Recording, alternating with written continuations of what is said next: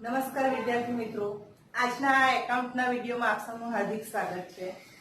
આજે આપણે એકાઉન્ટમાં નવું એક પ્રકરણ નંબર 5 ભાગીદારીનો પ્રવેશ એના વિશે ચર્ચા કરીશું।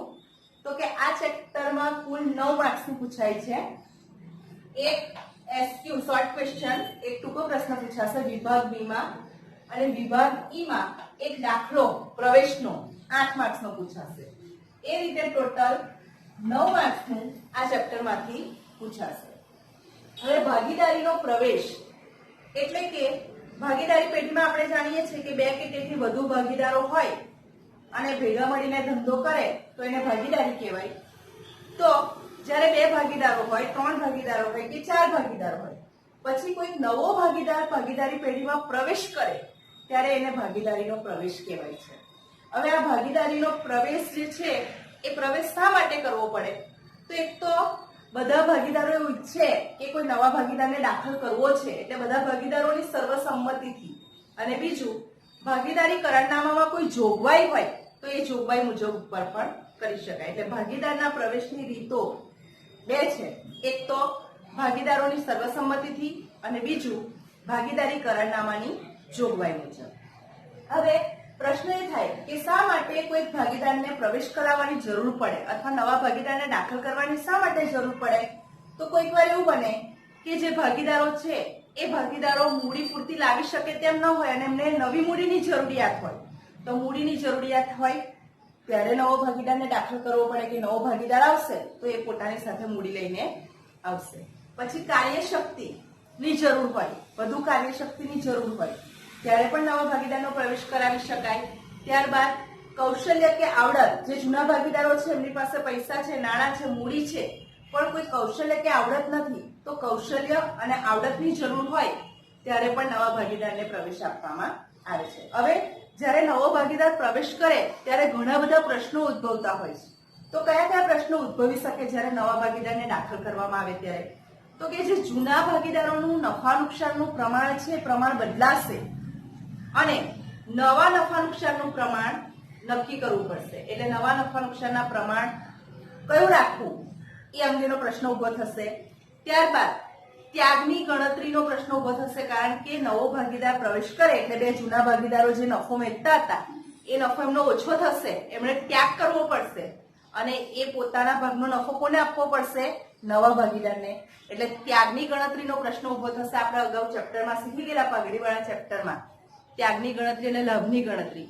તો અહીંયા નવો ભાગીદાર પ્રવેશ થાય ત્યારે ત્યાગનું પ્રમાણ શોધાય અને નવો ભાગીદાર ભાગીદારી પેઢીમાંથી કોઈ ભાગીદાર નિવૃત્ત થાય, છૂટો થાય ત્યારે લાભનું પ્રમાણ શોધાય। બરાબર?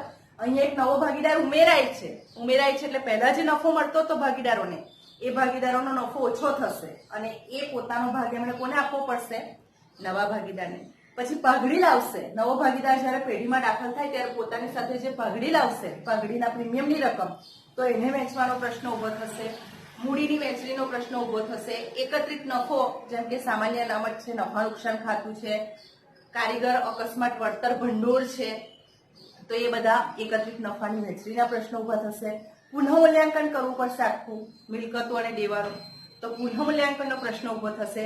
તો જ્યારે નવો ભાગીદાર પ્રવેશ કરશે ત્યારે આ બધા પ્રશ્નો ઉભા થશે, જેવા કે નફા નુકસાનનું નવું પ્રમાણ શોધવું, ત્યાગનું પ્રમાણ શોધવું, પાઘડી અંગેની નોંધ કરવી, મૂડીની વહેંચણી અંગેનો પ્રશ્ન, એકત્રિત નફાની વહેંચણી અંગેનો પ્રશ્ન, પુનઃમૂલ્યાંકન અંગેનો પ્રશ્ન વધે।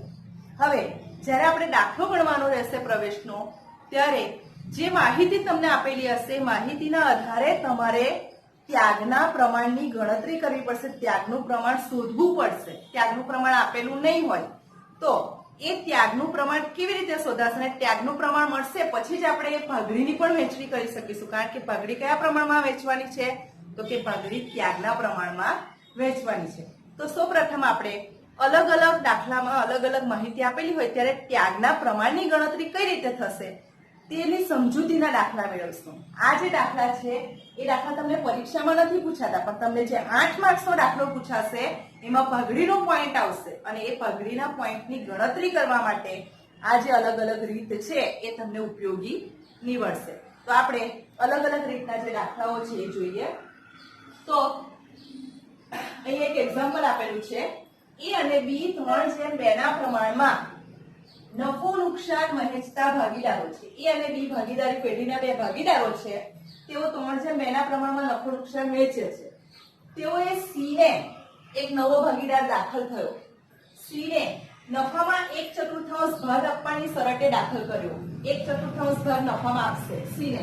તો આ 1/4 ભાગ કોણ આપશે? એ અને બી. તેમણે ત્યાગ કરવો પડશે. 1/4 ભાગ આપવાની શરતે દાખલ કર્યો તો ત્યાગનું પ્રમાણ શોધો. તો એ અને બી નો કેટલો ત્યાગ થશે તે શોધવાનું છે.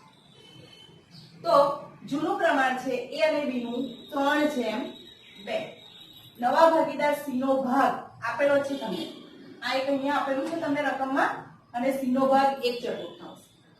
હવે આપણે શું શોધવાનું છે? તો કે સી ને નવા ભાગીદારને સી ને 1/4 ભાગ મળે છે. તો ધારો કે ભાગીદારી પેઢીનો નફાનો જે ભાગ છે એ 1 છે. આ 1 એ ધારેલી રકમ છે કે ધારો કે પેઢીનો જે નફો છે એ નફો 1 છે. તો અહીંયા આપણે બાકીનો ભાગ શોધવો પડશે. બાકીનો ભાગ કેવી રીતે શોધાય? તો કે 1 માંથી સી નો ભાગ કાઢી નાખીએ 1/4. તો અહીંયા લસા કેટલો આવશે? અહીંયા 1. તો અહીંયા 4 અને 1 4 એકુ 4 અને 1 એકુ 1. લસા 4 માંથી 1 જાય તો 3. એટલે બાકીનો ભાગ કેટલો આવશે? 3/4. આ રીતે કરીશું આપણે. બરાબર? બાકીનો ભાગ શોધવો પડશે. બાકીનો ભાગ કેવી રીતના શોધાય? ધારો કે પેઢીનો નફા ભાગ 1 છે તો 1 માંથી 1/4 ભાગ સી ને મળે છે. તો બાકીનો ભાગ કેટલો? 3/4. આ બાકીના ભાગની મદદથી આપણે ભાગીદારોનો નવો ભાગ શોધીશું. તો કે જૂના ભાગીદારો માટે નવો ભાગ બરાબર નફાનો બાકીનો ભાગ ગુણ્યા જૂનો ભાગ. તો નફાનો બાકીનો ભાગ કેટલો છે? 3/4. તો એ માટે શોધીએ. એ બરાબર 3/4 ગુણ્યા જૂનો ભાગ કેટલો? અહીંયા આપ્યો છે 3:2 એટલે 3/5 જેમ 2/5. તો 3/5 3 તાલી 9 4 પંચા 20. બી નો ભાગ. તો કે બી નો ભાગ બરાબર બાકીનો ભાગ કેટલો? 3/4 ગુણ્યા જૂનો ભાગ 2/5 3 નું 6 4 પંચા 20. સી નો ભાગ આપણને આપેલો છે કેટલો? 1/4. નફા ભાગ સરખો. નફાનું પ્રમાણ શોધવું હોય તો છેદ કેવા હોવા જોઈએ? સરખા.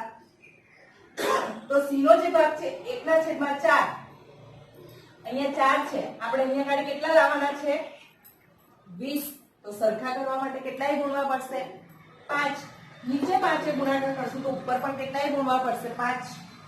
5 એકુ 5 4 પંચા 20. એટલે નવો ભાગ કેટલો આવ્યો? 9:6:5. નવો ભાગ કેમ શોધવાની જરૂરિયાત પડી? ત્યાગનું સૂત્ર શું છે?